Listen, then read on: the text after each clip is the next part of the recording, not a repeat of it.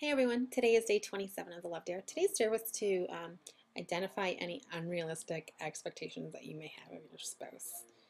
And I think that we would be lying to ourselves if we said that we never had any unrealistic expectations of them, because I think that it's natural to want someone, and anyone for that matter, at some point to do things the way that you would do them, and no one is exactly like you. I'm a twin, and my twin sister is nothing like me. And so, no one, even a twin sister, um, is anything like you. And so, it can be a challenge for anyone, especially when you're married. I think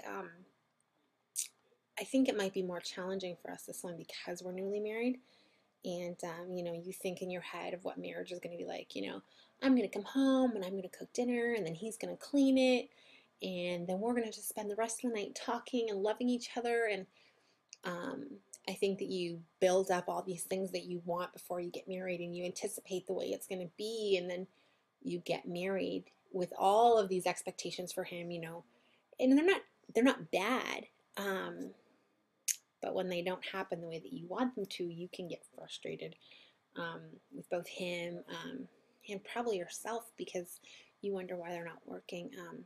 I think it's good to evaluate what you do expect of them, and it's not bad to expect things from them. I do obviously expect certain things from Chris. I expect him to be faithful. I expect him to be honest. I expect him to be loyal, and those kind of things are given with expectations. But I think there's ones that are unrealistic, in that, I expect Chris that the moment he's done eating, he's got to pick up those dishes and move them to the sink. Because seeing them sit there for more than, 20 seconds just irks me. It just irks me. Um, but it doesn't bother him.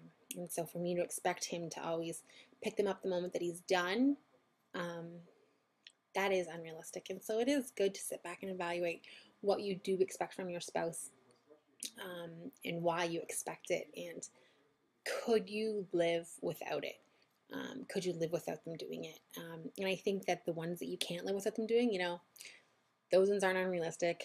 Keep checking away and keep um, expecting them. But the ones that you could live without, um, you should probably try to, and myself included, bite your tongue next time, and teach yourself that you don't need them. So this is a really good and really difficult dare for the day, and it's a good one for anyone, because it just helps you make sure that the priorities of your relationship are in balance, and um, this just helps you make sure that your relationship as a whole is a balance and working well.